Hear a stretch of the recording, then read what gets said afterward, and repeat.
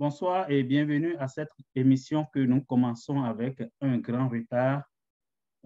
Plusieurs de nos invités ont des difficultés techniques à se joindre à nous, mais nous allons quand même démarrer l'émission dès maintenant avec Monsieur Thierry Atropo. Il était prévu qu'on parle de long en large des révélations au niveau de la mission de Banamé. Et on attendait plusieurs invités, dont M. Frédéric Dakouo, Mme Clotilde Loconon, Mme Françoise Ekoué et M. Jean-Claude Assoba. Donc, tous ces invités essaient toujours de se joindre à notre émission. On espère que ça va s'améliorer, mais pour ne pas faire trop attendre les internautes, on a décidé quand même de démarrer l'émission avec M. Thierry Atropo. Bonsoir, M. Thierry Atropo, et merci d'avoir accepté notre invitation. Bonsoir, c'est moi qui vous remercie et merci pour l'invitation. Et chers auditeurs, chères auditrices, bonsoir et j'espère que vous avez passé un bon dimanche. Merci beaucoup et bonsoir à tous les internautes qui sont déjà présents. Ils peuvent participer à l'émission aussi en laissant leurs commentaires dans le fil de cette vidéo live. Donc, commençons tout de suite par vous demander comment ou bien quand est-ce que vous avez rejoint la mission de Banamé? Merci beaucoup. J'ai connu la mission de Banamé, c'était l'année 2013. C'était l'année 2013. J'ai jamais mis pied à Banamé, j'étais en Italie. Et du coup, c'est par le biais d'un confrère et que j'ai connu cette mission.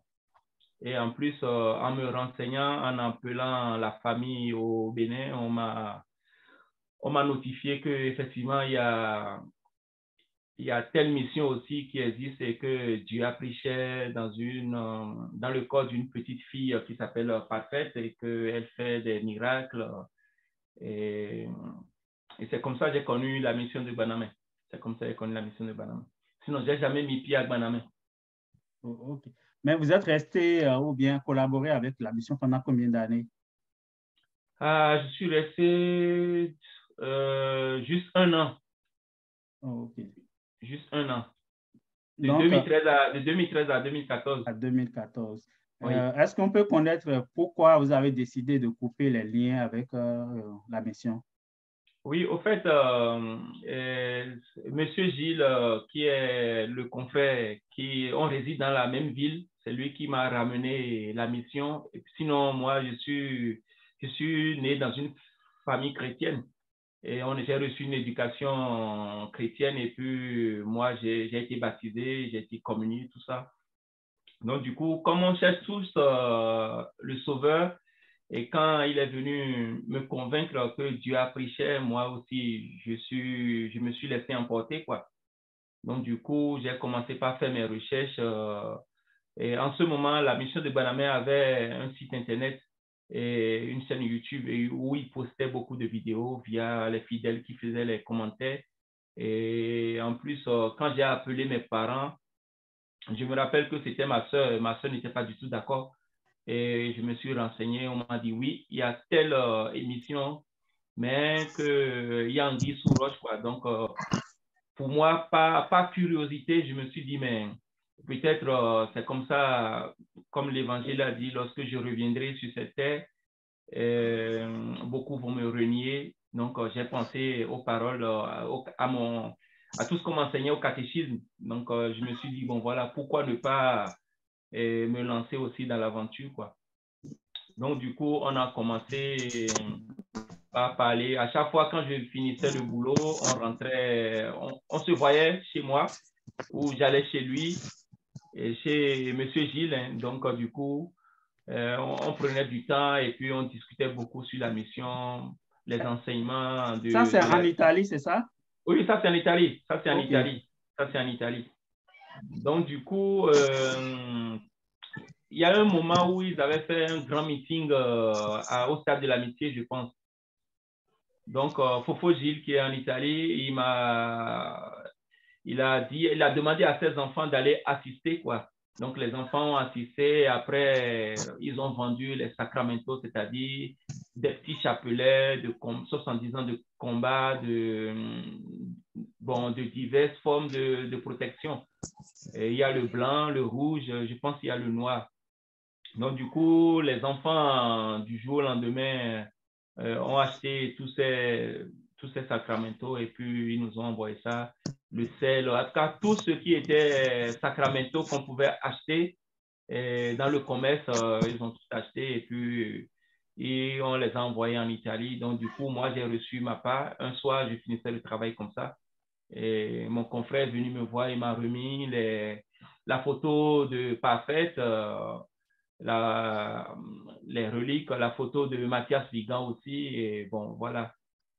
Donc, c'est comme ça, j'ai fait une petite table de prière en 70 ans que j'ai reçu mon Dieu chez moi dans mon appartement.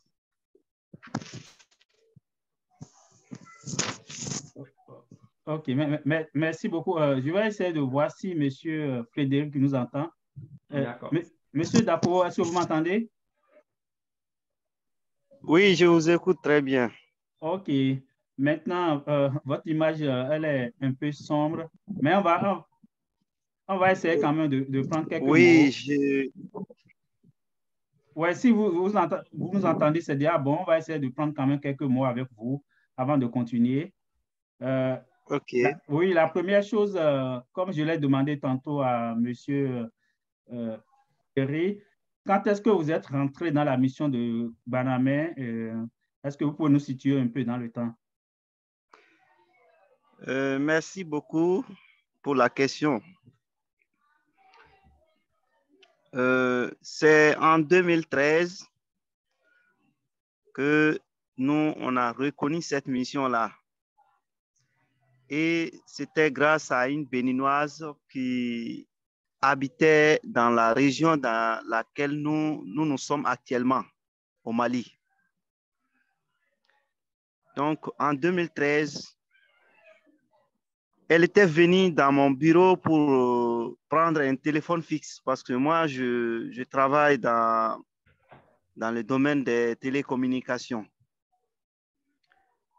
Donc, c'est comme ça on a discuté ensemble et elle m'a montré les images sur le net. Et je voyais une dame qui a soulevé sa main et le micro était dans l'autre main. Et dès lors, on a eu à suivre ces enseignements avec cette dame-là. Et on a formé un groupe et chaque soir, on se retrouvait dans une famille et on écoutait les enseignements qui étaient tous enfants, mais la dame béninoise là nous faisait la tradition. Et c'est comme ça, nous, on a un peu compris un peu les choses au fur et à mesure. Et ça a coïncidé aussi avec beaucoup de situations qui nous frappaient. Moi, particulièrement, de mon côté, moi, j'étais très malade. J'étais très malade. Et comme j'ai l'habitude de le dire, tout de suite, on s'est formé un groupe et on a préparé un voyage pour aller assister à la fête de Noël 2013 à Banamé. Et à peu près, on était au nombre de 20 personnes. 20 personnes, y compris les enfants. Hein. Et voilà comment nous, on a découvert cette mission-là. Et moi, personnellement, en partant, on a tellement souffert sur la route. On a tellement souffert sur la route. Parce que moi et ma famille, on avait pris un bus Et les autres, ils étaient dans l'autre bis. Et notre bis, notre car là était tellement que c'était vieux. On a eu des pannes et des pannes sur la route. Et ça n'a pas été du tout facile pour nous. Ce premier voyage-là, ça n'a pas du tout été facile. Mais on a tout fait pour être là. Voilà comment on a reconnu cette mission-là et le Dieu passait effectivement là-bas. Et c'est fait en 2013. OK. Actuellement, nous sommes en 2022. Pendant combien d'années vous avez fréquenté ou bien collaboré avec la mission? C'est de 2013 jusqu'en 2022. 2013-2022. OK. Donc, on est en 2022. Est-ce que vous êtes toujours fidèle de la mission de Banamé actuellement ou bien vous avez rompu totalement? C'est à travers votre émission avec Omer Lobo, que nous, on a découvert la réalité. Parce qu'on se posait beaucoup de questions par rapport à tout ce que nous avons eu à traverser. Et si on prenait la mission sur le plan humain, on n'a pas eu de satisfaction. Et de deux, si on prenait la mission sur le plan spirituel, on n'a pas eu aussi de satisfaction parce que nous, chez nous ici, on a enregistré un mort dans cette histoire-là. On a enregistré un mort. C'est une de nos grandes sœurs qui était partie seule pour aller fêter. Elle est partie seule en 2014. Et de son retour, elle n'a pas terminé l'année 2014, elle est décédée. Or, en partant, elle était en bonne santé. Elle n'avait pas de problème de maladie ni rien. Mais de son retour, elle n'a pas survécu. Donc, c'est en janvier 2022, lorsque nous avons découvert l'émission de Omer que vous avez enregistrée sur YouTube, on a écouté avec attention. Et c'est là que nous, on a compris qu'en réalité, ce que nous avons suivi, c'est que là, on a espéré que notre vie allait changer. On a donné tout ce qu'on possédait. On a fourni des efforts spirituels, des efforts économiques, des efforts, je ne sais même pas comment dire,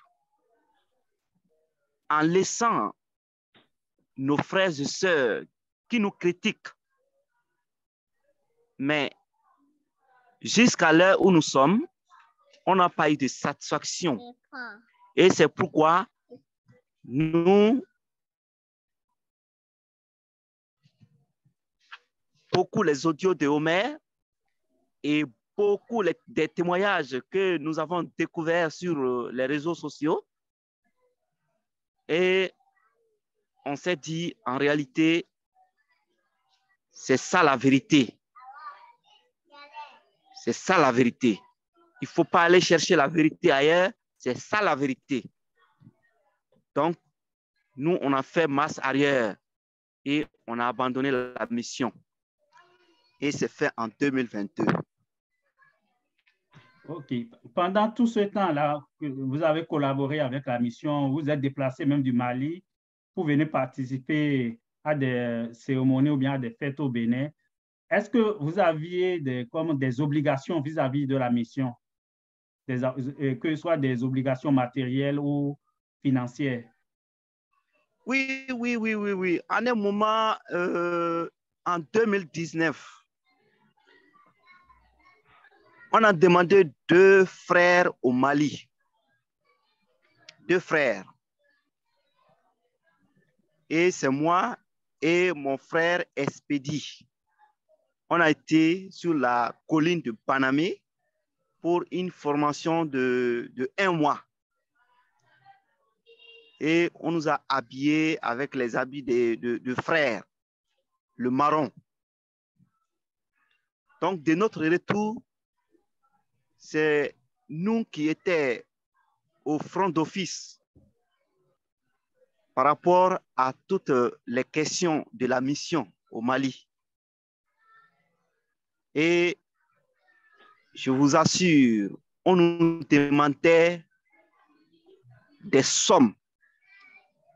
On nous demandait des sommes et on était dans l'obligation de tout faire pour collecter ces sommes-là et les envoyer. Donc, pour votre question, c'est oui.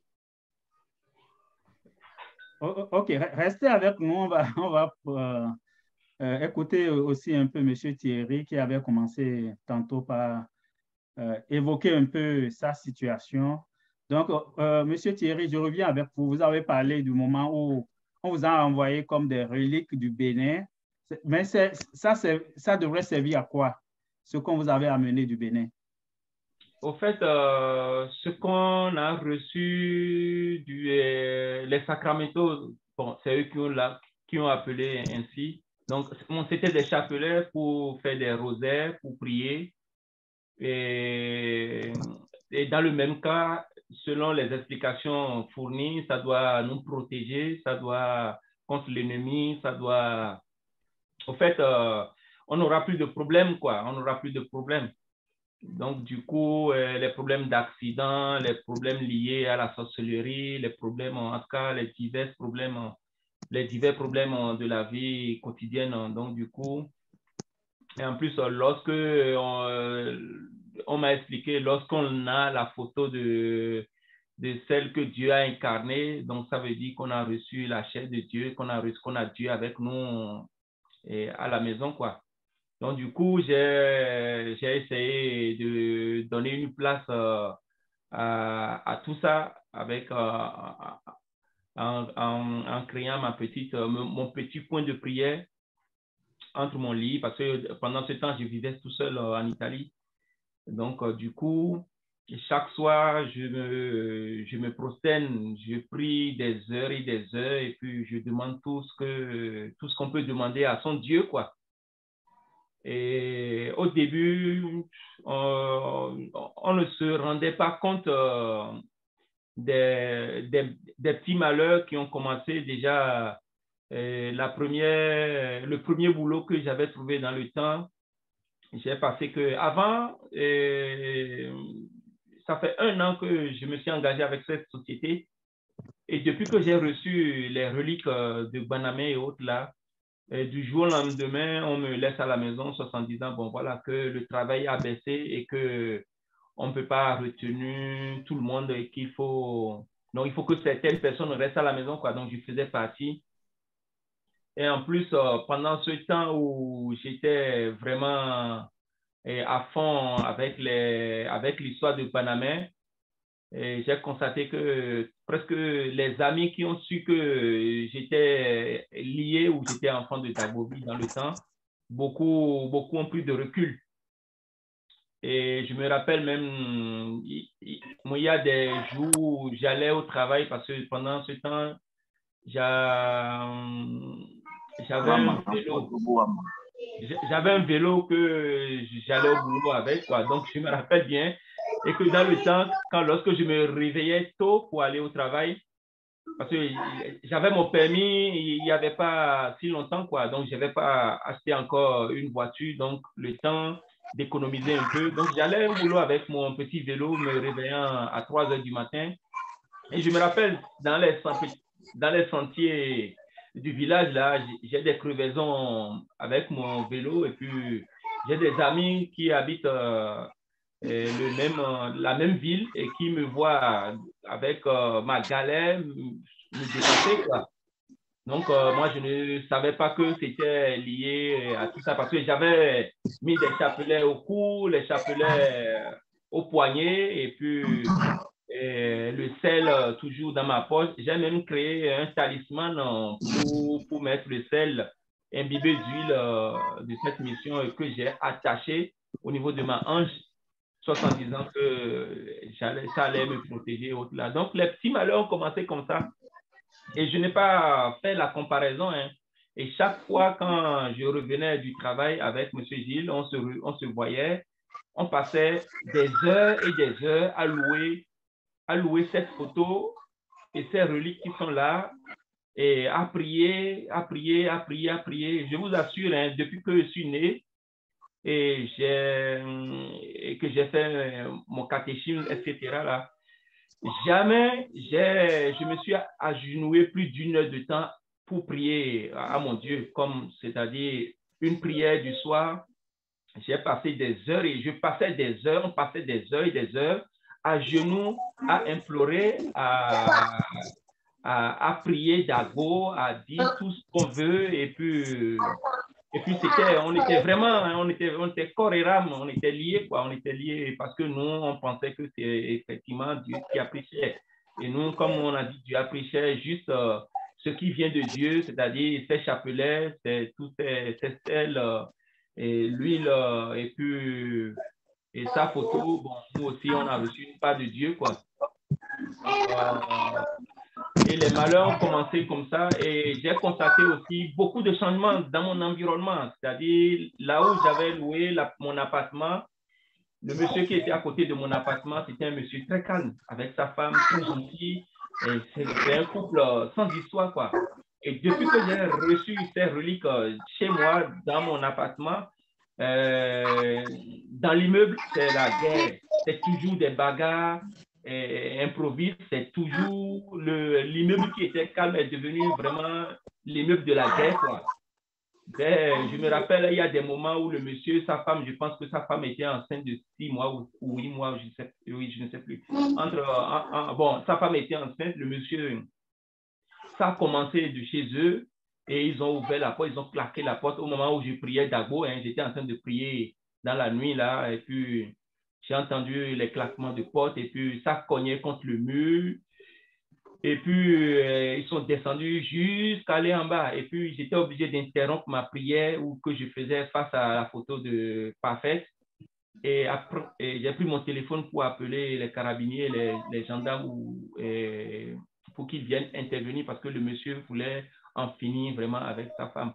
Alors que ce monsieur était sans problème. J'ai vécu dans l'immeuble là moi, je suis arrivé en Italie en 2008.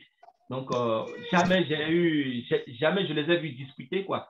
Donc, moi, je ne pensais pas que c'était ce que moi, j'ai reçu à la maison qui me créait ces petits, qui créait l'environnement désastre là, quoi. Donc, du coup, à un moment donné, mes nuits, c'était des cauchemars infinis, des cauchemars sans cesse. Des fois, je me retrouve dans la brousse où je suis pourchassé par des gens qui veulent finir avec moi. Parfois, c'est moi qui cours après les gens pour les tuer. Ou parfois même, je ressens la présence je sens la présence des personnes qui sont... Je ne me sens pas seul dans l'appartement où je suis, quoi, surtout quand il fait nuit. Quand il fait nuit. Je me rappelle aussi que je faisais des cauchemars et je faisais des nuits blanches. De peur de ne pas fermer les yeux, de ne pas dormir, je reste en éveil jusqu'au petit matin et je prends la route pour aller travailler. Et au boulot, j'étais comme un zombie. Et beaucoup, mon entourage et puis mes collègues de travail, ils ont vu un grand changement en moi, quoi. Donc, je répondais avec arrogance et puis j'étais pas la même personne, quoi. pas la même personne. C'est pas la même personne.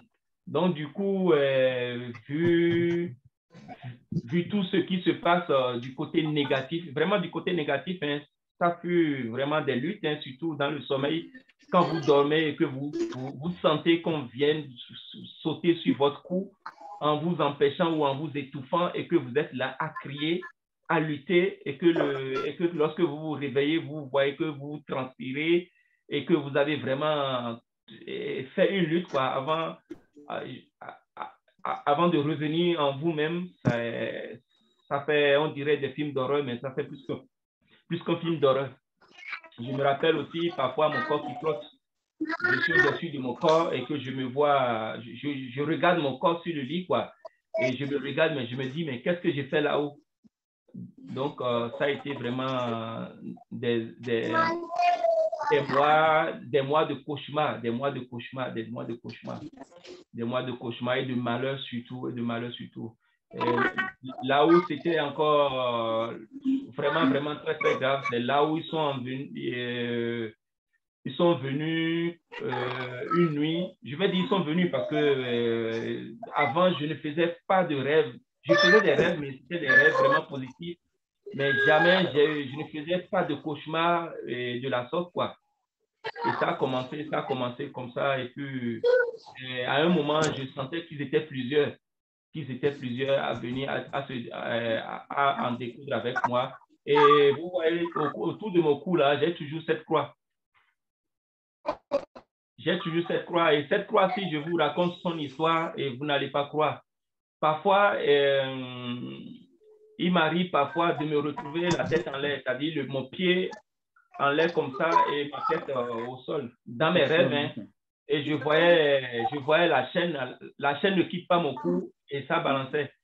Et je voyais, dans mes rêves, je ne voyais pas Vicentien, je ne voyais pas Parfait, mais je sens la présence des gens, je sens des mains qui essaient de m'étouffer et autres. Et malgré que je crie, et c'est quand je crie le nom de Jésus-Christ de Nazareth que j'arrive à respirer d'un coup, comme si j'avais quitté loin, quoi. Et pendant ces bagarres, pendant ces rêves de cauchemar-là, j'essaie toujours d'appeler le nom de Jésus-Christ de Nazareth parce que ma grand-mère m'a toujours dit, lorsque tu dors la nuit et que tu vois que tu ne te sens pas bien et que tu vois que y a une présence ou bien tu fais des cauchemars, essaie d'appeler le nom de Jésus-Christ. Jésus-Christ interviendra. Donc, pendant ces cauchemars, j'essaie parfois d'appeler le nom de Jésus-Christ. C'est impossible. Je fais que crier. Mais pour moi, j'ai l'impression qu'on doit m'entendre, mais personne ne m'entend, quoi.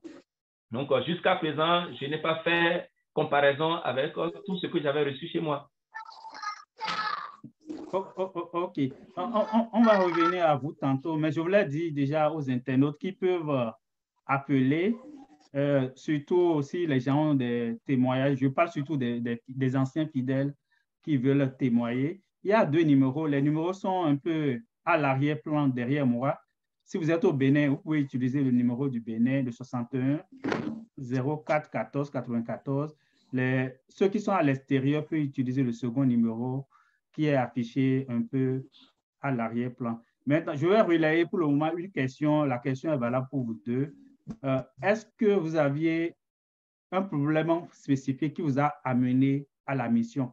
Je vais commencer par monsieur Frédéric. Est-ce que vous aviez un problème spécifique qui vous a amené à la mission au moment où vous intégrez la mission en 2013?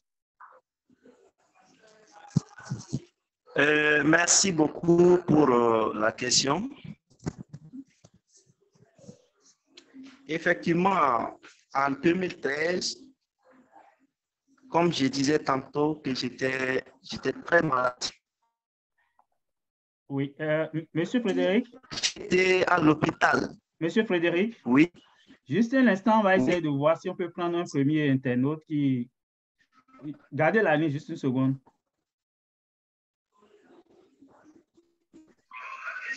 Oui, allô? Oui, allô? Oui.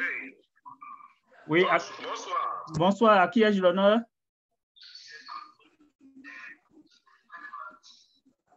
Jean-Claude Assoba. OK. Jean-Claude Assoba. OK, donc M. Jean-Claude Assoba.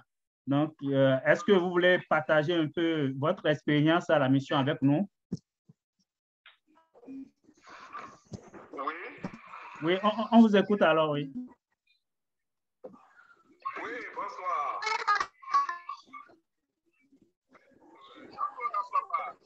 Oui, on vous entend parfaitement. Merci beaucoup. Oui. Oui, oui. Je crois que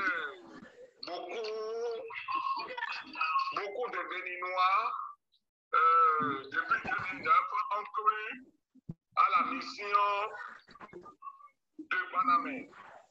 Mais malheureusement, le prêtre catholique Mathias Vigan, qui a ces années clamé que Dieu est à Panamé, n'est qu'un fossoyeur.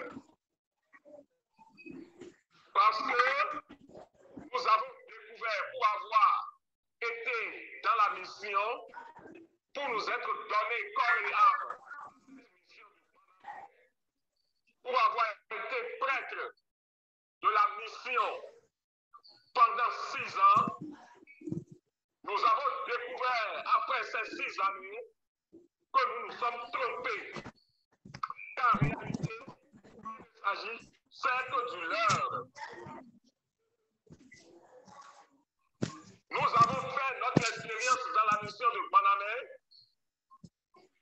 mais malheureusement, ce prêtre catholique, cet prêtre catholique n'avait que les forces du diable qu'il utilisait pour endormir les Béninois. Oui?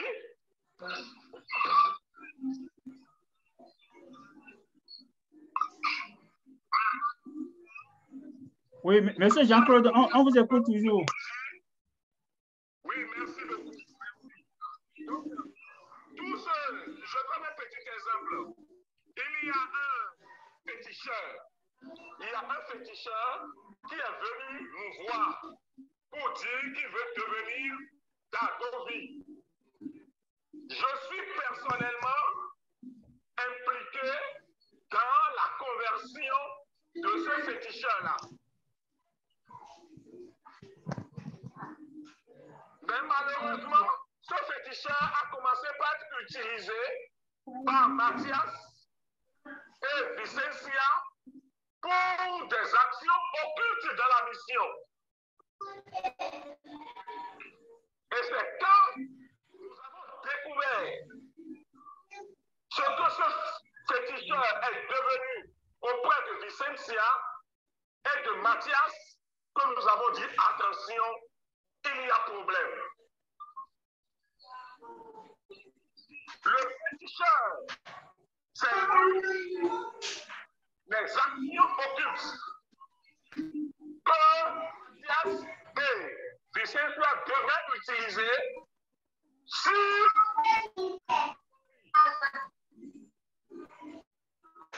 c'est lui qui donnait indiqué ce qu'il fallait faire pour les cérémonies qui devaient endormir ou qui devaient aliéner les Dagovis. Voilà. Donc, nous avons découvert ça et nous avons crié haut et fort que Dieu ne peut jamais agir ainsi. Beaucoup de personnes auprès de Vicencia et de Mathias mourraient. Je n'en voudrais pas tragique de l'évêque Monseigneur Baloïta, qui était utilisé comme agent de sécurité, garde rapproché, agent de Vicencia. Ce Vicencia, la nuit,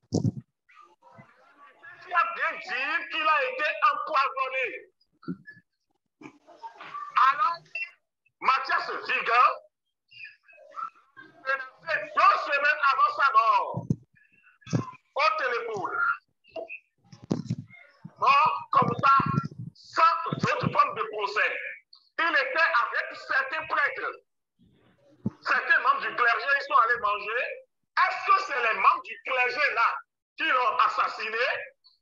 Est-ce que c'est Vicensia même qui l'a empoisonné? Aucune enquête judiciaire en la matière n'a été faite jusqu'aujourd'hui. Et est enterré sans autre de procès. Toutes ces choses réunies nous ont montré clairement que Vicensia n'a jamais été Dieu. Et puis,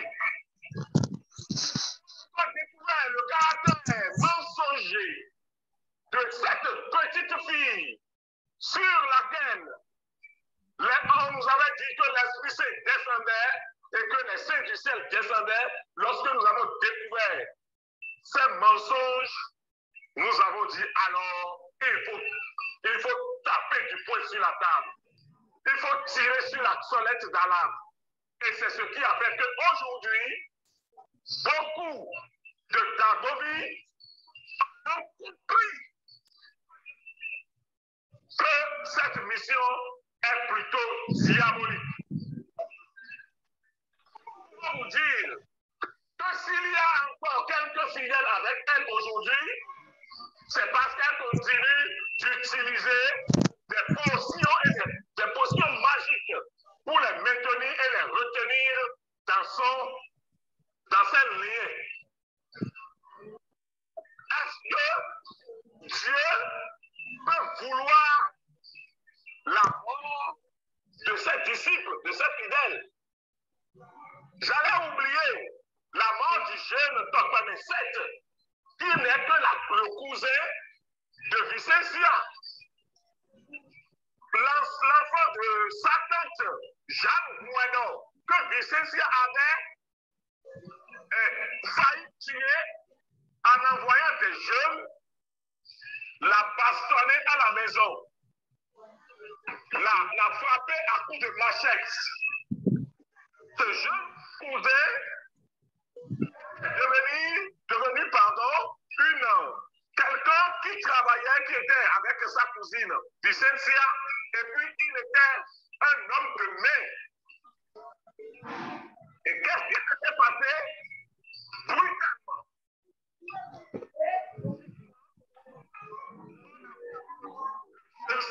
Cette Tokpané est mort. Et quelle raison Vicensia est venue donner au Dagovie? Elle est venue nous dire qu'il s'est empoisonné lui-même, c'est-à-dire qu'il s'est suicidé. Pourquoi? Personne ne le sait.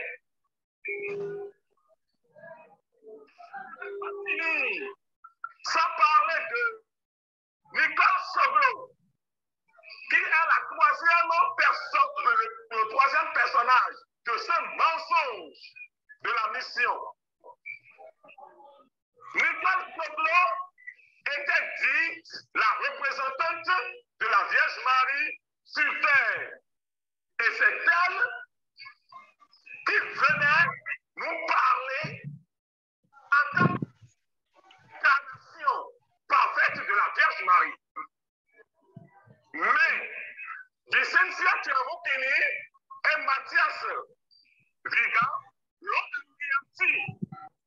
Aujourd'hui, elle souffre sérieusement, elle est malade sérieusement, gardée, enfermée à la maison. Quand nous avions dénoncé en son temps ce qu'ils ont fait de la fille, Vicensia a rassemblé tous les Dagovis encore à sa sonde pour leur dire que Jacques Toba mentions et que Nicole était allée en Europe. Nous avons tout fait. Nous avons tout fait pour que la vérité éclate. Et heureusement, nous avons découvert Nicole Soglo et la justice s'en était chargée.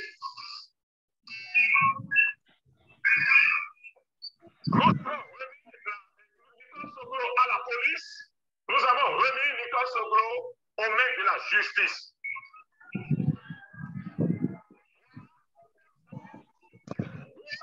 Mais le témoignage que nous allons faire ici devant vous et tout de suite. Monsieur, Pouvons revenir. oui, monsieur Jean-Claude, est-ce que vous m'entendez? Oui, je vous entends. OK, deux questions. Dans notre société, au quotidien, il y a les gens qui meurent quand même. Pourquoi vous attribuez ces morts nécessairement à Vicentia? Ça, c'est la première question. Par rapport à Nicole Soglo, le cas que vous venez d'évoquer, est-ce qu'elle aurait menti, qu'elle était à l'extérieur, ou bien je n'ai pas bien compris la situation de Nicole Soglo? Est-ce que vous pouvez préciser ces deux points? Dans notre société, les gens meurent au jour le jour. Les gens meurent tous les jours. Des Dagovi meurent jusqu'à aujourd'hui. Ce petit matin, des Dagovi, un Dagovi au moins est mort. Mais dans ce cas d'espèce, Nicole, comment on l'appelle? Monseigneur Baloïcha a été déclaré empoisonné. A été déclaré empoisonné par Vicentia. C'est Vicentia même qui nous a dit qu'il a été empoisonné. Alors, comment est-ce que ton bras droit, ton chargé de renseignement, ton chef de sécurité, l'homme a tout fait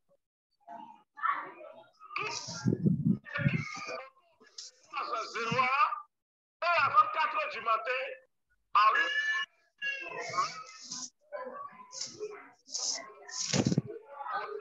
par qui? Est-ce qu'elle va pouvoir nous dire par qui Baloïcha a été empoisonné? Vicentia devrait nous dire et dire à la justice béninoise les conditions dans lesquelles Baloïcha a été empoisonné, si tel est Dieu. Vicentia doit nous dire les conditions dans lesquelles cette Topané s'est suicidé. Qu'est-ce qu'on a pu dire à cette Topané pour qu'il se suicide? Et est-ce qu'il s'est suicidé réellement et vraiment?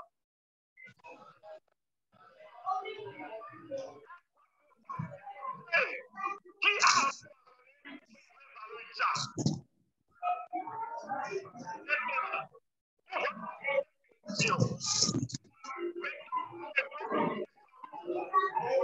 de la ferme en janvier 2019, pendant que la mission battait son plein. N'ont eu droit à aucune explication de façon officielle et formelle. Mais nous avions appris qu'elle était malade et sauvagement malade, embrigadée, molestée tous les jours par des gros bras à la solde de Vicentia Tiamoukini et Mathias Vigan. Nous avions dénoncé ça dans notre adresse au chef de l'État le 6 septembre 2021. Et c'est lorsque nous avions dénoncé ça dans notre lettre que Vicentia, dans une adresse publique, a dit à ceux qui devaient m'écouter et devaient continuer de croire qu'elle est Dieu, que Nicole se portait merveilleusement bien.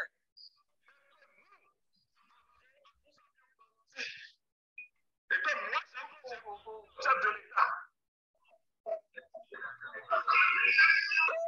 Nicole n'a jamais été torturée, qu'elle n'a jamais été malade.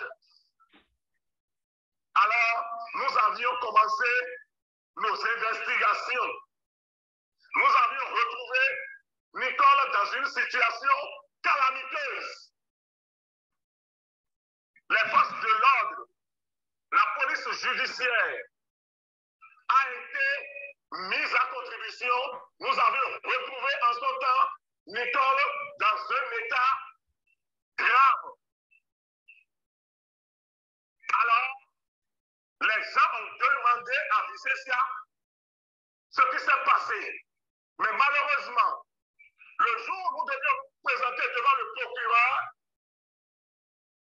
Vicensia a appelé le père et la mère de l'enfant qu'elle a enchambré.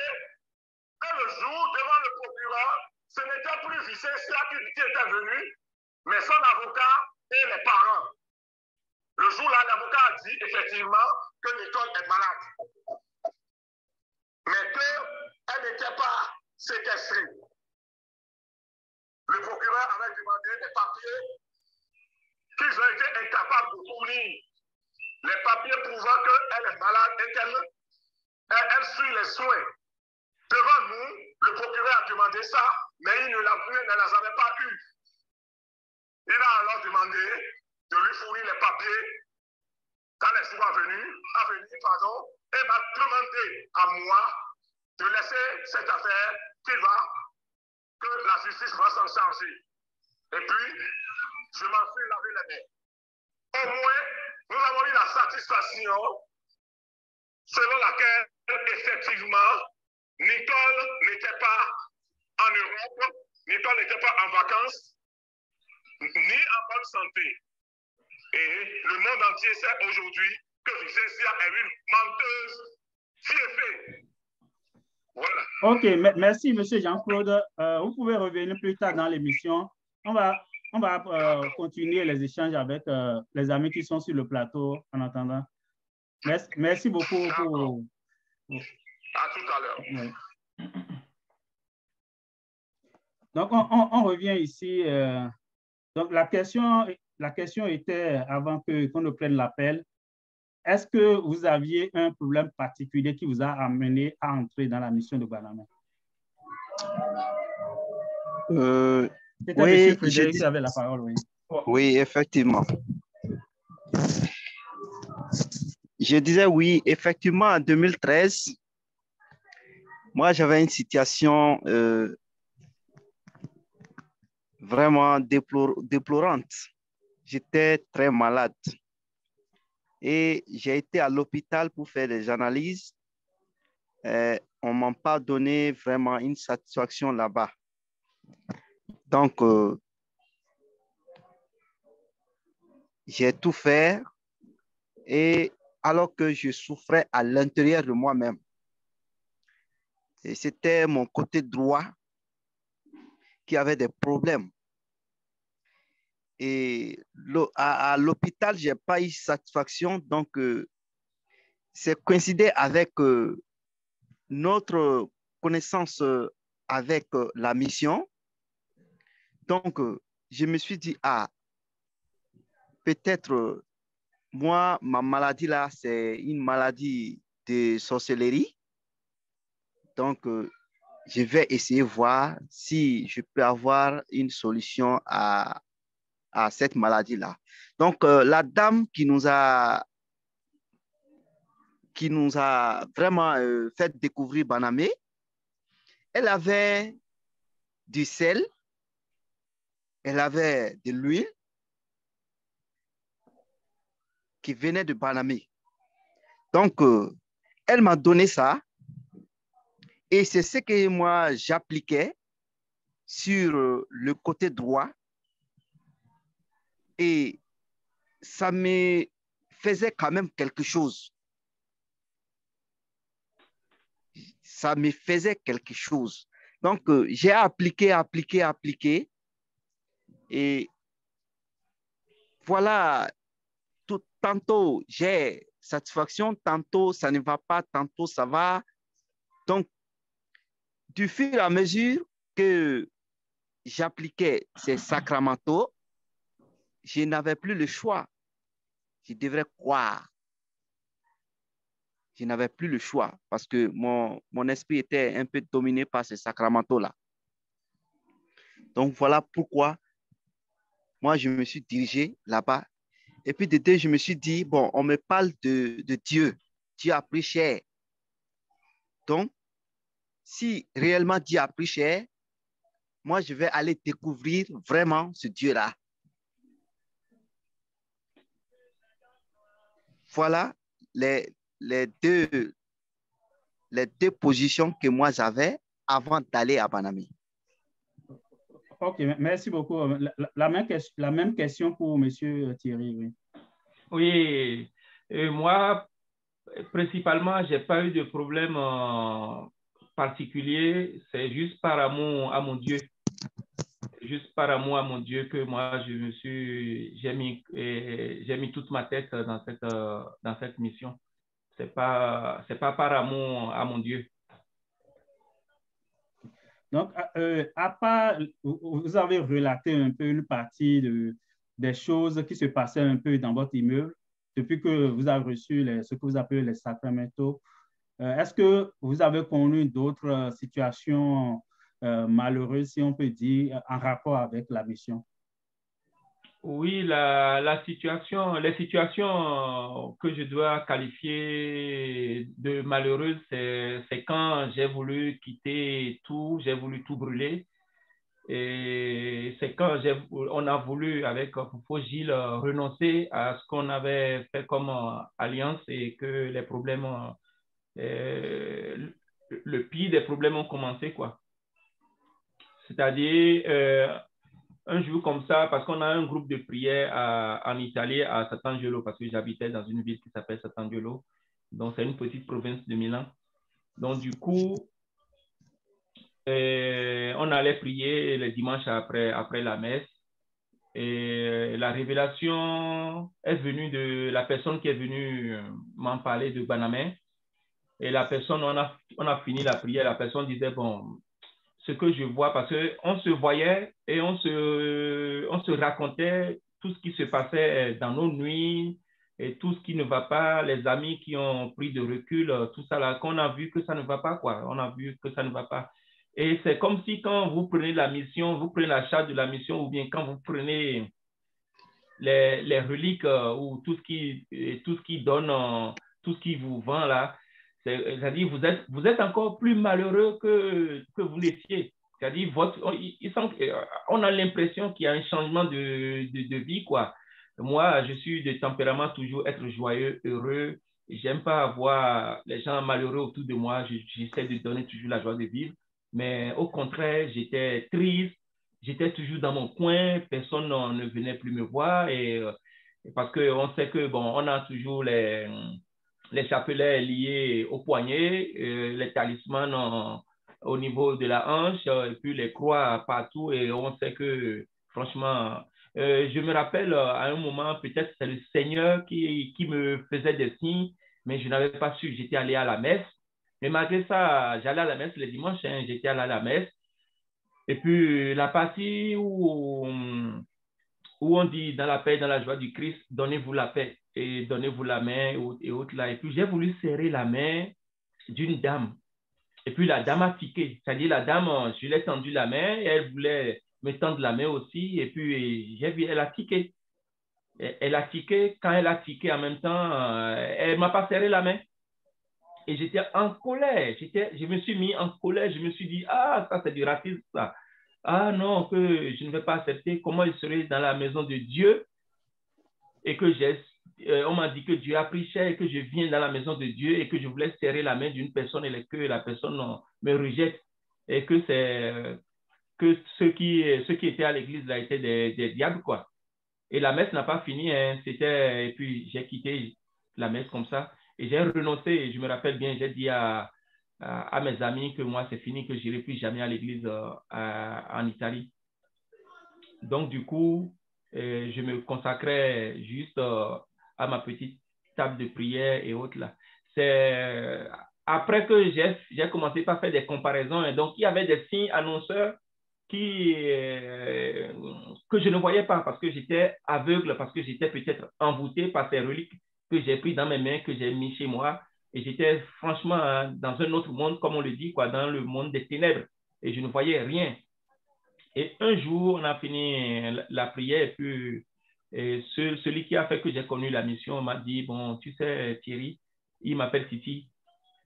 Et avant d'aller te coucher ce soir, parce que moi-même, quand je dors, je vois, il y a des choses que je ne faisais pas, mais c'est bizarre, quoi, que nos histoires se concordent. Qu'avant d'aller se coucher, on va demander, on va prier on va demander au Seigneur Jésus-Christ de Nazareth, on va demander à notre Dieu, Dieu le Père, Dieu le Fils, Dieu le Saint-Esprit, que si c'est vraiment lui qui s'est incarné dans la chair de cette petite fille-là, de nous révéler ça dans notre sommeil. Effectivement, moi, je suis arrivé à la maison et j'ai mis le CD avant, on avait même des CD de la mission. J'ai mis le CD et puis je regardais encore les enseignements, tout ce qu'il faisait. Et pendant ce temps, j'étais à une partie où on disait que le soleil, qu'on voyait Vicencia dans le soleil et que ça bougeait. Et j'essayais de regarder dans la vidéo, mais je ne voyais rien. Et je dis, bon, peut-être ma foi ne me permet pas de voir. Et du coup, j'étais en train de regarder le CD jusqu'à ce que je me suis endormi et je n'ai pas pu faire la prière que je dois faire ce que mon Gilles m'avait dit, quoi, de demander à notre Seigneur de nous révéler dans notre sommeil. Donc, je regardais tellement le CD, c'était un week-end et puis c'était tard et puis je me suis endormi comme ça. Et c'est les cauchemars encore qui ont repris avec une telle violence. Et c'est là que je me suis réveillé maintenant, j'ai commencé par prier. Et déjà, je me suis dit, bon, si c'était les chapelets que j'ai attachés à mon cou, là où j'ai mis le sel, et j'ai fabriqué un petit talisman que j'ai mis au niveau de ma hanche, c'est ça qui fait ça. Je vais les mettre dans la chambre et je vais dormir dans le canapé au salon. Donc, du coup, j'ai essayé et puis j'ai prié, j'ai dit, bon Seigneur, si c'est vraiment toi qui as pris chair à Gbanamé, sur la Sainte Colline, comme on le dit, et fais-nous savoir et que on ne peut pas dire que tu es arrivé sur terre et que tellement on t'a attendu et qu'on ne pourra pas, c'est-à-dire te vénérer, quoi. Et du coup, moi, j'ai dormi, je n'ai pas fait de rêve. Et le lendemain, le Foucault Gilles, il vient me voir, il vient me dire, mais tu as fait la prière? Je dis, oui, j'ai fait ma prière, mais je regardais les CD de Banamé et puis je me suis endormi. Donc après, j'ai encore refait les cauchemars où je tombais des immeubles, où je courais, c'est des voitures qui m'écrasaient, des choses comme ça, quoi. Il m'a dit, ah bon? Que lui, il a rêvé et qu'il a vu la petite fille là, qu'il y avait une lumière blanche qui pourchassait la petite fille. Et que lui, dans son rêve, lui voyait que la personne courait devant, mais lui, il a vu que c'est une fille qui avait une robe longue qui courait et qui était rentrée dans un champ de maïs. Et c'est comme si, dans le rêve, il me narrait hein, que ça fait comme si, quand tu es en danger, la manière dont tu cours double ou triple parfois.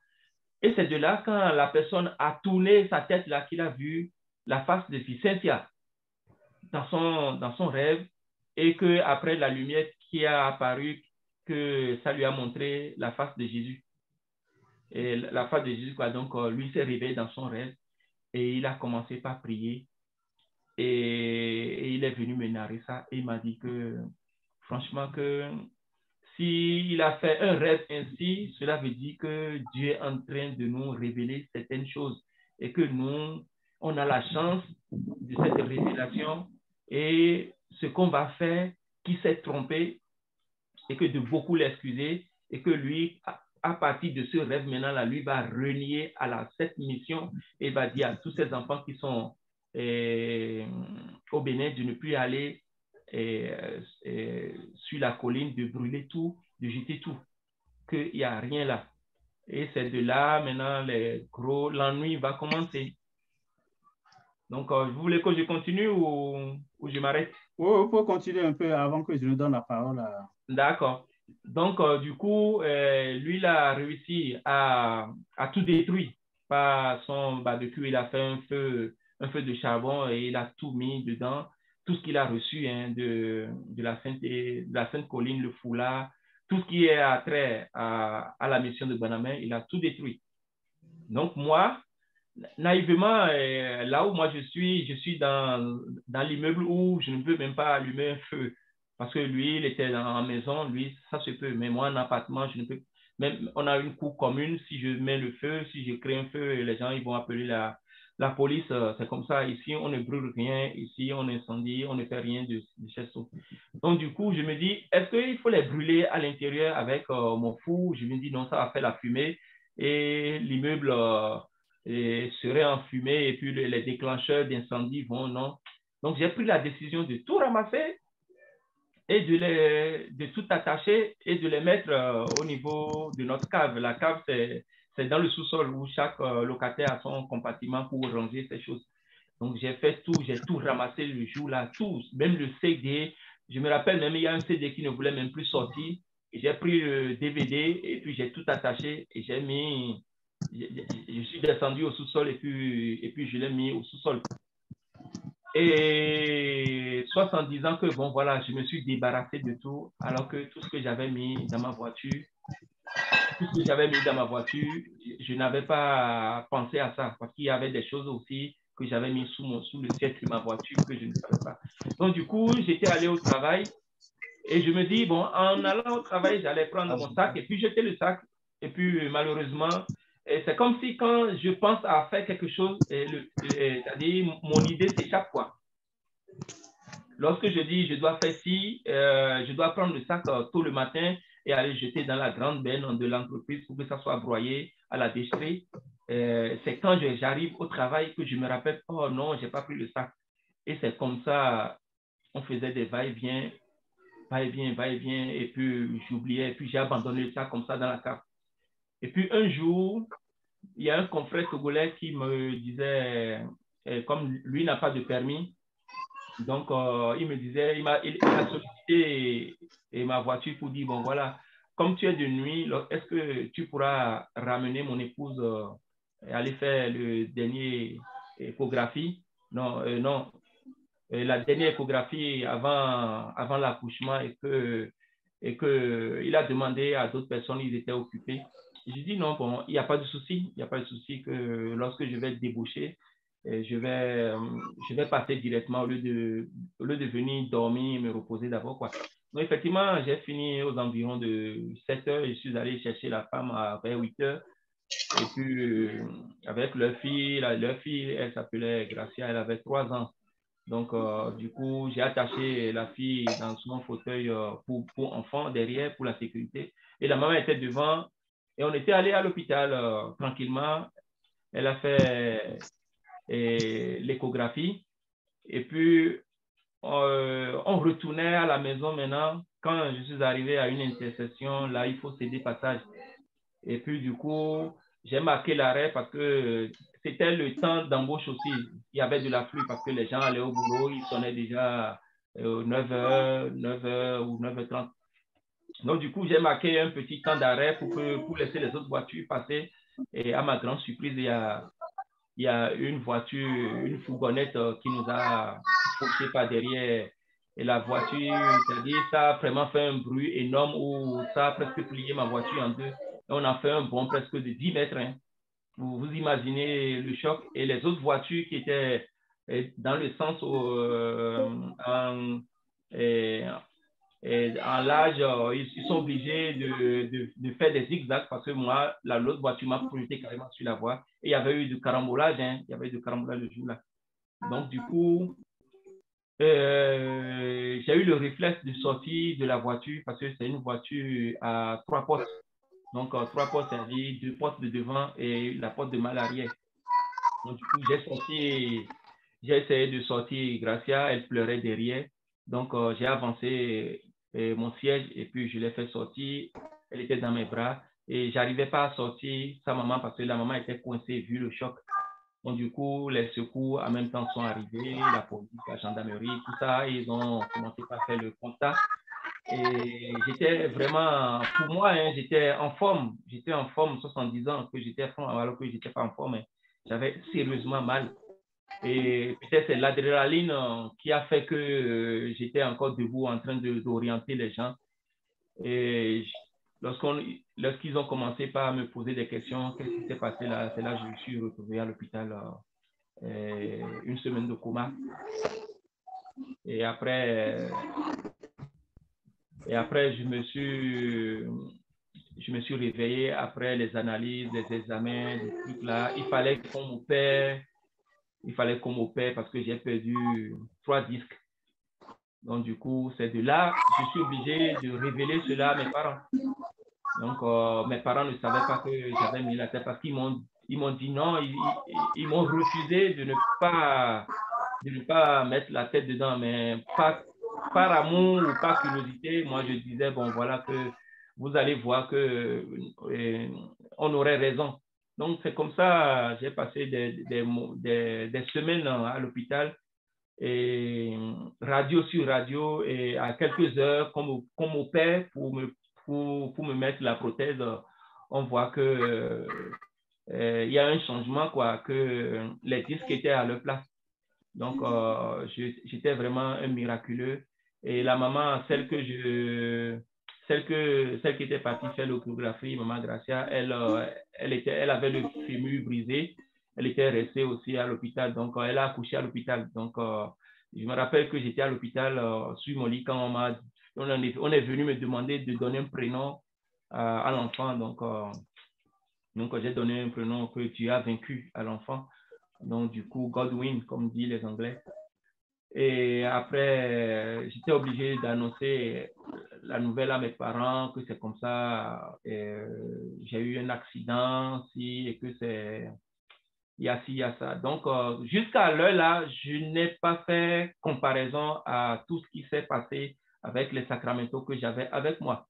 Et c'est lorsque Fofo Gilles la voiture est partie à la casse, il fallait que je récupère mes pièces et les papiers qui étaient dans la voiture. Et c'est de là, il m'a demandé où sont tes papiers, je les ai dit. Et c'est là, quand lui bougeait le siège maintenant, qu'il a retrouvé encore les sacramentaux, le chapelet de combat et d'un contre-accident sous mon siège, et puis un peu de sel. Et il est venu me dire que quoi? Que j'ai encore ces choses-là avec moi. Je dis non, que j'ai carrément oublié que je l'avais dans la voiture. Donc, aujourd'hui, je suis un miraculeux, et j'ai commencé par remercier mon Seigneur de m'avoir sauvé la vie et de me faire un témoin vivant pour aider ceux qui sont encore dans les ténèbres et qui croient pas, qui croient que c'est toujours Dieu qui a pris cher et que c'est le diable, au fait, qu'on est en train de vénérer. Et les bonnes nouvelles ont suivi après, parce qu'on n'est pas mort. Au lieu d'être opéré avec des prothèses dans le corps, aujourd'hui, je suis... De temps en temps, quand je me tiens debout pendant des heures, ça me fait un petit peu mal, mais ça n'a pas eu lieu, l'opération, et je devrais ou 70 ans, en guillemets, je devais finir en fauteuil roulant.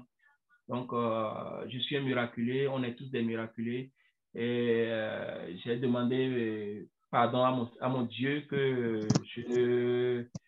j'ai été ébloui, que c'est en cherchant la vérité qu'on a été trompé par cette secte. Et ils n'ont pas pris des kalachnikovs, ils n'ont pas pris des bombes atomiques, hein, ils ont pris juste l'arme de la Bible pour pouvoir nous exténuer, pour pouvoir créer des dommages corporels, pour pouvoir détruire des familles et ainsi de suite. Et au même moment où moi je traversais mes problèmes comme ça, dans ma famille aussi, c'est ça, j'ai eu ça tout récemment de la mère, mon enfant, elle avait reçu le sable de Banamé et qu'elle est venue mettre ça à la maison en passant, en balançant le sable partout. Et mes parents, qui étaient de tempérament très calme, joyeux dans la famille, ça n'allait pas. La maison était surchauffe avec mes frères, c'est toujours la guerre, c'est toujours mon papa qui n'était pas violent devient violent.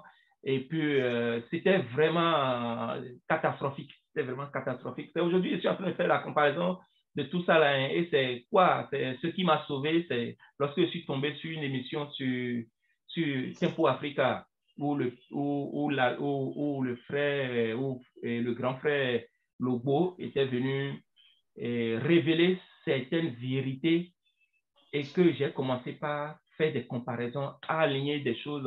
À faire des rapprochements, quoi. À faire des rapprochements, voilà, à faire des rapprochements. Je me dis, dans quoi on s'est mis dans la tête? Donc, ça veut dire qu'on a été vraiment dans les ténèbres, ils nous ont vraiment envoûtés, et que Dieu n'a pas voulu que je sois enterré ou que je meure.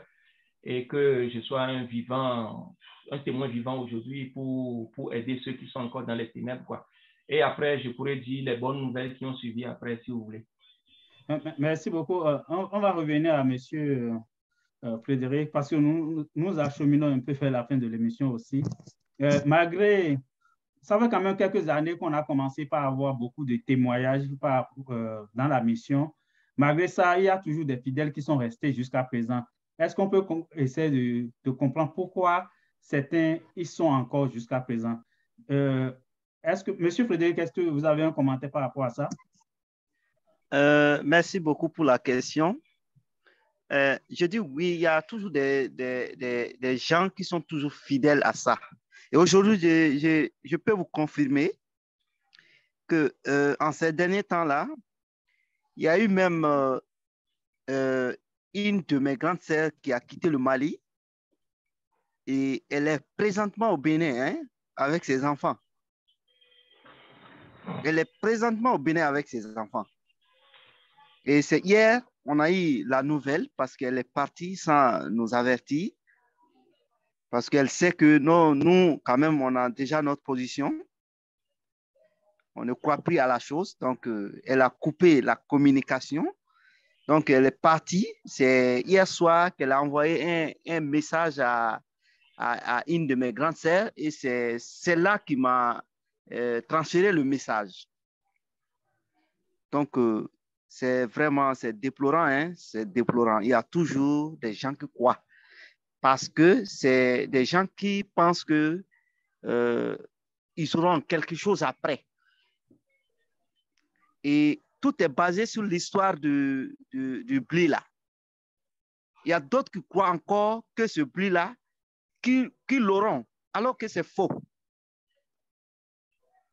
Donc, d'autres croient par intérêt, parce que tout ce qu'ils ont mis là-dedans, quand il est dit aujourd'hui que l'histoire du blé n'est pas vraie, ils vont se poser la question, et tout ce qu'eux, ils ont investi là-dedans, qu'est-ce qu'ils vont faire? Donc, il y a toujours des gens qui croient. Mais ils savent très bien, tôt ou tard, ils vont faire masse arrière, ils vont quitter parce que ça ne va pas aller haut. Ça ne va pas continuer. Tout le monde sait que ça ne va pas continuer parce que tout est fondé sur le mensonge. Le mensonge. Quand tu prends la mission du début jusqu'à l'heure où nous sommes, tout est mensonge sur mensonge. Et en dehors des mensonges, il y a eu beaucoup de dégâts en termes de vie humaine et il y a eu beaucoup de dégâts économiquement et financièrement. Donc, si quelqu'un parmi tous ceux qui ont été fidèles à cette mission-là dit aujourd'hui qu'il est avec cette mission, c'est son problème. Mais en tout cas, chacun de nous savent en réalité ce que nous avons enduré pendant le temps que nous avons passé avec cette mission-là.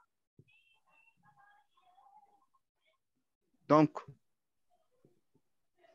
ici, quand même, on remercie le bon Dieu, comme mon frère le dit, mon frère Thierry le dit. On remercie beaucoup le bon Dieu qui nous a ouvert les yeux.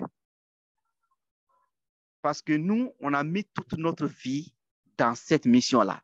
Je vous assure que depuis 2013 jusqu'à l'heure où nous sommes, moi, mes parents sont à peu près à plus de 900 km de là où moi je suis.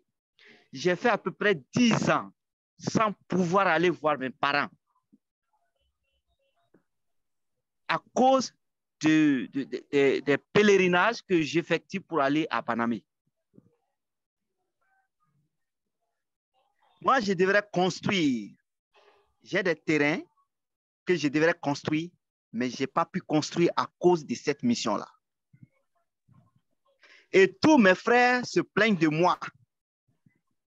Tous mes frères se plaignent de moi.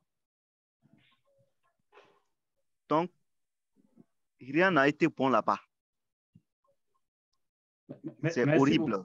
Oui, merci beaucoup, Sur la même question, M. Thierry, est-ce que vous avez un commentaire? Pourquoi il y a toujours, malgré les vérités qui sont révélées chaque jour, il y a toujours des gens qui sont restés, qui sont à la colline là-bas, oui. Vous savez, monsieur le journaliste, que lorsque il y a un rassemblement et on parle d'argent et que vous connaissez les problèmes sociaux. Oui, une seconde. Monsieur Thierry, oui. On a un appel, on va voir si on peut prendre. D'accord. Oui, allô? Oui, Jean-Claude Assamba. Oh, OK.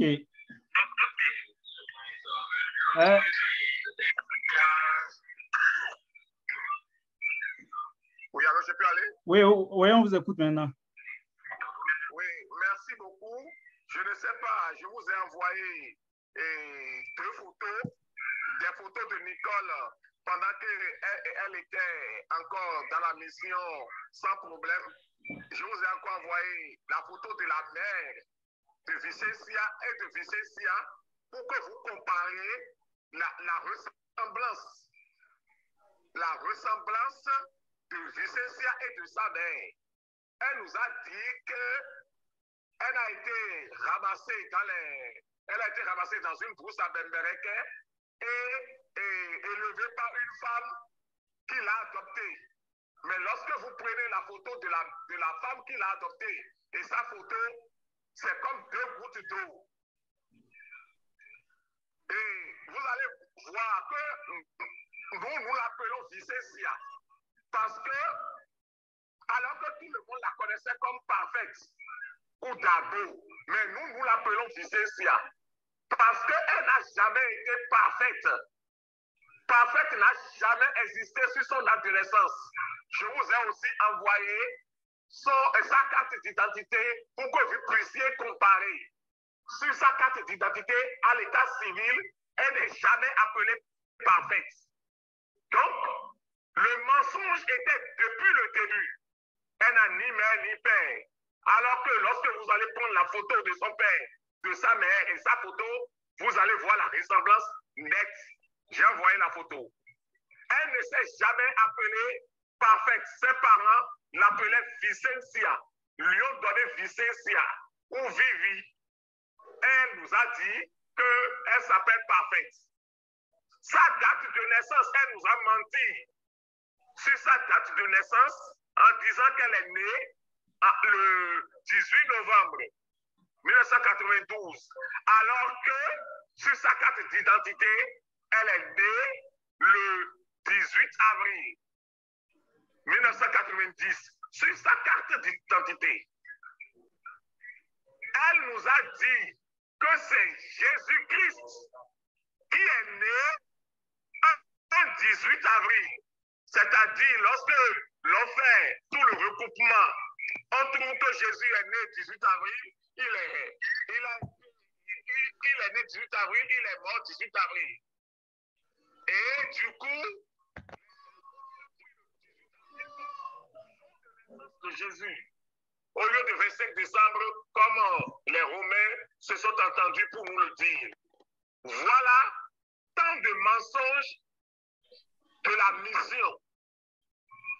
Aussi, beaucoup de foyers ont été détruits par Vicentia, Tianvoukini et Mathias Vigan. Ils disent au mari, celle-là n'est pas ta femme, c'est moi Dieu qui te parle. Celle-là n'est pas ta femme. Et devant la femme, on peut lui dire. Et on lui arrache le mari. Et après, elle remet le mari, l'homme, à une de ses soeurs, une de ses cousines ou une de ses camarades de classe qu'elle a affectueusement mis dans un... Elle les a mis dans un groupe qu'elle a appelé les enfants du ciel.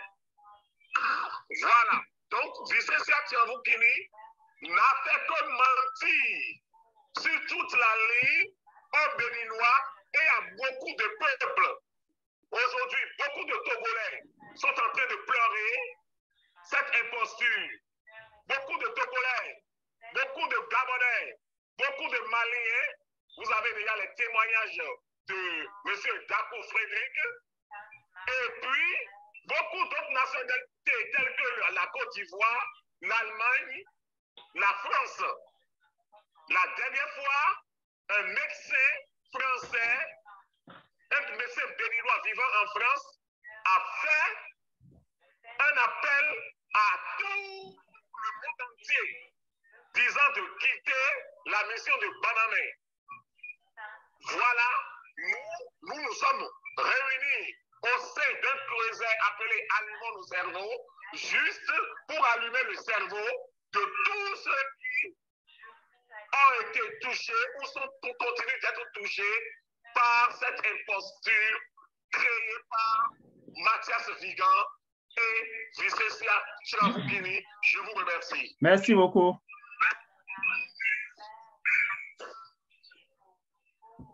OK, mais on va pouvoir conclure l'émission maintenant. On est pratiquement à la fin. Donc, vous pouvez répondre à la question et puis finir avec, dire en même temps votre mot de fin. D'accord, OK, merci.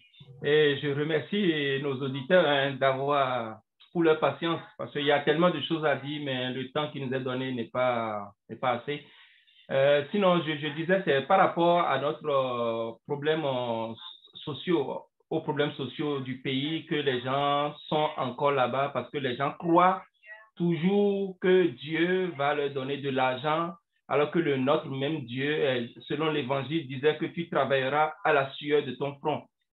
Effectivement, si vous êtes à Gbanamé, vous ne voyez pas. C'est parce que nous, on est sortis de Gbanamé qu'on a eu les yeux ouverts et que Dieu nous a révélé. Et en plus, avec les révélations que M. Lobo a dit, on a commencé par comparer les choses. On a vu qu'effectivement, qu'on a été berné et que c'est vraiment un groupe de personnes qui ont créé un groupe de malfaiteurs, je vais dire, qui ont pris les armes comme la Bible pour pouvoir détruire des familles et appauvrir les pauvres béninois. Moi, mon argent, j'ai pas mis mon argent directement, mais mon argent indirectement est allé dans cette mission. Et moi, quand je pense à tout ce bon monde qui ont été ruinés, qui ont été tués, la preuve, même hier, on m'en a parlé des gens qui ont vendu les 2 terrains, des voitures, et aujourd'hui qui sont en train de marcher. Et je me dis, mais quel Dieu on peut courir derrière, et le Dieu là c'est-à-dire, le Dieu là ne donne jamais rien en retour et que c'est toujours nous qui allons donner à ce Dieu. Ça veut dire qu'il y a Anguille sous roche, ça veut dire qu'il y a un X. Donc ça veut dire que c'est une bande d'escroquerie.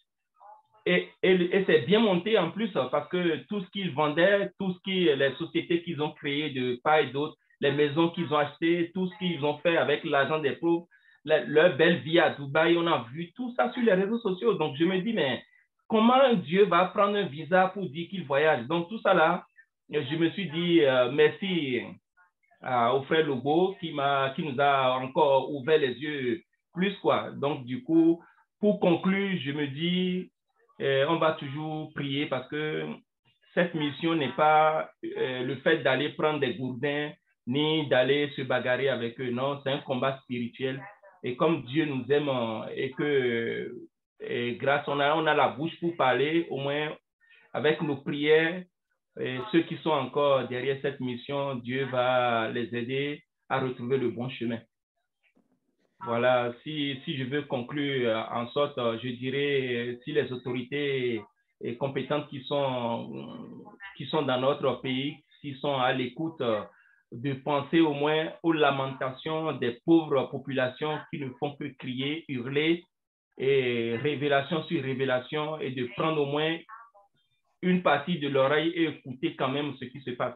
Parce que j'ai l'impression que on est en train de verser de l'eau derrière le dos du canard, quoi. J'implore et je demande, je prie au gouvernement actuel de vraiment faire quelque chose pour pouvoir instaurer la vérité et finir avec ça. Sinon, demain, une autre personne va se lever et dira encore qu'il est Dieu et qui va encore ruiner encore la population. Et ce que cette secte, j'appelle ça secte, c'est la mafia, voilà, le mot juste, la mafia. Ce que cette mafia a créé, c'est bien établi et qu'il y a un plan. Et tous les jours, c'est des dînes, c'est des dînes. le Dieu ne donne pas et c'est vous qui donnez au Dieu. Voyez-vous, ça veut dire que c'est vraiment le contraire. Et tout ce qu'ils font comme cérémonie là-bas, 70 ans, c'est des prières, on est en train de prier. Tout est, c'est-à-dire, vous comparez avec nos divinités, ça revient au même. Ça revient au même. Le vaudou, on vient dans des familles diverses, même si on est au Bénin, même si on est au Togo, même si on est au Mali, chaque pays avec ses modes d'emploi dans chaque famille, il y a des rituels. Mais tout ce qu'ils font là-bas, je ne vois pas la différence avec ce qu'on fait dans nos familles. Je ne vois pas la différence. Je ne vois pas la différence où on va dire de venir d'amener 600 francs plus 300 francs ou 900 francs et qu'il faut amener une calebasse de la sorcellerie, il faut aller acheter du savon noir, il faut aller acheter du tissu blanc, du tissu rouge. Mais moi, quand j'entends toutes ces choses-là, je me dis, mais attends, on est tombé sur la tête ou quoi? Donc, heureusement, aujourd'hui, la mission, je pense que pour moi, la mission est déjà finie. Hein. La mission est déjà finie. Là où ils sont là, je pense qu'ils sont en train de... Ils sont en train de, je ne sais pas, de faire comme s'ils existent encore. Sinon, au nom de Jésus-Christ de Nazareth qui a versé son sang sur cette terre, qui nous a sauvés de tout péché. Et je pense que Jésus-Christ est venu dévoiler la vraie vérité et ce qui est caché là. Ce qui est caché là. Et au fait, c'est le diable déguisé c'est-à-dire le diable déguisé, quoi, le diable déguisé. Donc, pour conclure, j'exhorte mes frères à vraiment prier que la prière est une bonne chose et que moi, j'ai eu grâce à la prière et j'ai été sauvé par la prière. Pas la prière de Banamé, mais la prière que j'ai connue, où j'ai grandi. Et grâce à la prière, j'ai été guéri et puis Dieu a tellement fait de merveilles dans ma vie. Et aujourd'hui, je vais vous dire quelque chose. Depuis que j'ai tout jeté des reliques de Banamé, je ne fais plus de cauchemars dans ma vie. Je ne les vois plus venir m'empêcher de dormir ou m'étrangler. Non, j'ai plus jamais rencontré, j'ai plus jamais fait ce rêve. Et ma vie a changé, j'ai refait ma vie a changé, j'ai eu une vie stable, j'ai retrouvé mon sourire. Et moi, je me dis que c'est l'homme qui est méchant. C'est l'homme qui est méchant. Et Dieu fera, l'Esprit Saint va habiter le cœur d'une bonne personne un jour qui prendra ce dossier-là à cœur pour pouvoir délivrer la population parce que ça salit notre pays et ça salit le monde entier. Et la réputation du Bénin aujourd'hui, quand tu en parles du Bénin, on dit « Ah, la fille qui est Dieu chez vous ». Donc, ça fait un peu honte. Merci à vous. Merci beaucoup aux auditeurs, auditrices.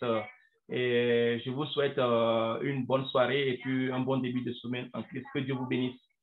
Merci beaucoup. Ben, avant de vous laisser partir, on a vu circuler dans les réseaux sociaux hier comme un article qui disait que Mathias Vigan a été radié de la mission. Est-ce que vous avez eu vent de cette information? Non, hier, j'avais du monde à la maison, donc je ne suis pas encore allé sur les réseaux sociaux m'informer. OK, donc on va continuer par collationner les informations. D'accord, comme vous venez de m'informer, oui. J'irai me renseigner. OK.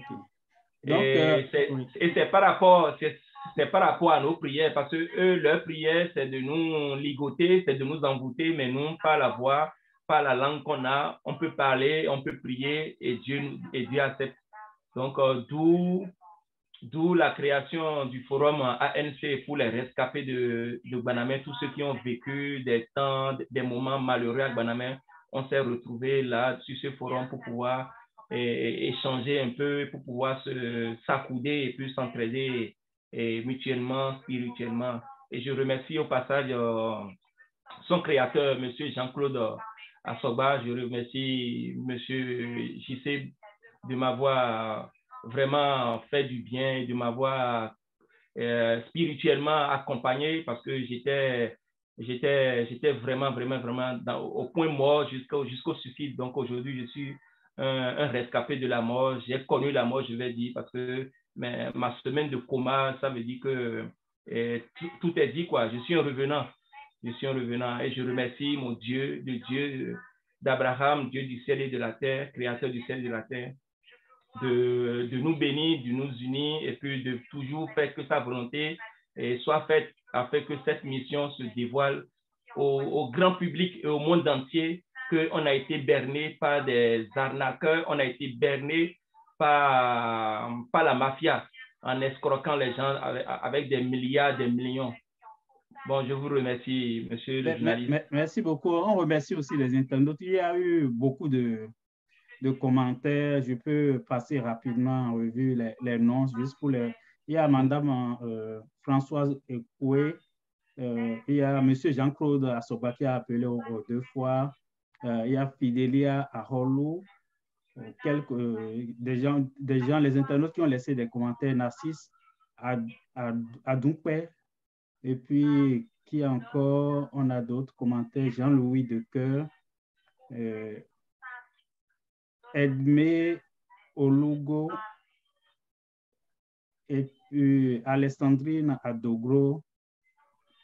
Si je saute un nom, c'est juste pour quand même remercier ceux qui ont participé à l'émission d'une manière ou d'une autre. Il y a Clémentine Gomez, un autre commentaire, on n'a pas le temps de les lire quand même, et Stanislas Arolo, Gilbert Ekoué, et puis